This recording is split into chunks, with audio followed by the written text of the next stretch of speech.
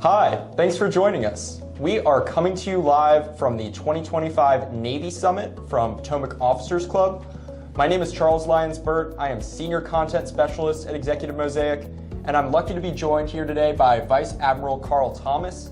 He is Deputy Chief of Naval Operations for Information Warfare, as well as Director of Naval Intelligence. Thanks for joining me today, Vice Admiral Thomas. Absolutely. Thanks for having me, Colin.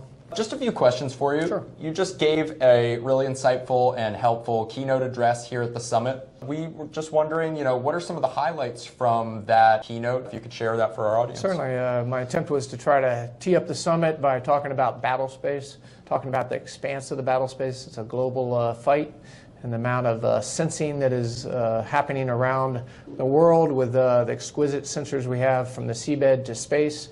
Working on trying to stimulate the crowd to think about how do you fuse that information, how do you generate a precise contact, how do you distribute it around the battle space across the joint force and allies and partners. So a pretty complex environment that we operate in, and data is king, and how you move that around and understand it to sense and make sense is really what I was trying to get across as you kick off your summit so that the future speakers can dive into the details of that. Drilling down a bit, what information warfare tech and tactics that is of most of interest to you in the Navy? Yeah, certainly there's the cryptography aspect of our information flow, protecting our data, breaking the other individual's data. There's certainly the intelligence and how we use our sensors to understand the battle space, the pipes, the communication pipes, to make sure that we have resiliency to be able to get that data around the battle space. And then most importantly, the data about where the other force is operating so that we can have the best picture to be able to provide our warfighters targeting information and to do it at range. And so that data flow across the entire fabric of the battle space, there's a lot of vendors working in that space, getting the right tools and getting it to the warfighter so that we can quickly get inside the other individual's OODA loop. That is the key to the fight.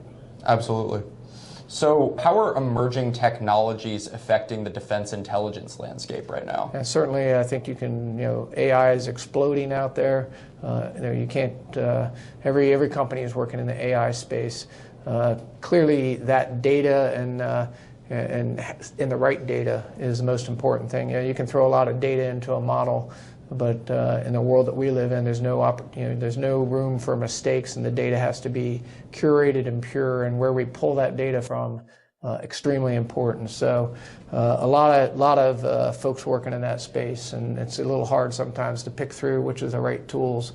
That's the challenge for my team, is to get the right data in the right companies and the way that they think about protecting the data, using the data, and being able to turn it quickly in what can be a very expanded battle space. Sure, absolutely. Yeah, AI is huge. Well, kind of picking up on that thread then with, trying to find the right companies. A lot of our audience at home are in the GovCon industry. Do you have any advice or sort of a message you'd like to impart to them? Yeah, and there's a lot of competitors in this space. I get a chance to go to many different trade shows and talk to folks. And sometimes I think it can probably feel like a challenge to get to the right folks. And so I think you're seeing in the government and in the Navy in particular, prototyping, getting out there and getting an opportunity in some of the exercises that we do to display your hardware sometimes, or your software, bringing it to an environment. And certainly we in the Navy have an Office of Navy Research that often puts out information to bring in ideas and then curate and get them to a level that then they can transition over to the Navy. O&R is a great lead-in to be able to get your products to us as the Navy warfighters. Absolutely.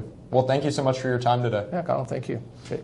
And thank you at home for watching. Please be sure to register and look forward to one of Potomac Officers Club's upcoming October events. We have the 2025 Intel Summit on October 2nd, as well as the 2025 GovCon International Summit on October 16th. I'll see you there.